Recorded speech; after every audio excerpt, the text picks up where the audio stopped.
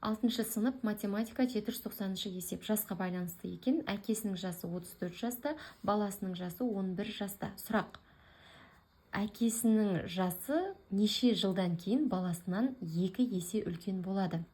Яғни қанша жыл өткеннен кейін деп тұр. Бізде қанша жыл екені белгісіз, x деп аламыз. Яғни мына астына теңдеу құрамыз. 34 жаста әкесі, баласы 11 жаста. Неше жылдан кейін, қанша жыл өтетінін біз білмейміз. Яғни екеуіне де x-ті қосамыз.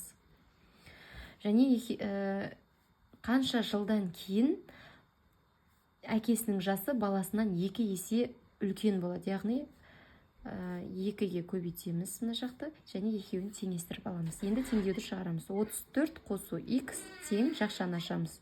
22 қосу 2x көбейтсек 2x болады. Енді бос мүшелерді бір жаққа, x бар сандарды екінші жаққа жайғастырамыз. 34, 22 теңдіктің сол жағына минус 22 болып өтеді, және тең 2x өзінің орнында тұр, және x теңдіктің оң жағына минус болып өтеді. 34-тен 22-ні аламыз, 12 болады. 2x-тен x алатын болсақ, x-тің өзі қалады. Яғни жауап 12 жылдан кейін әкесінің жасы баласынан 2 есе үлкен болады екен.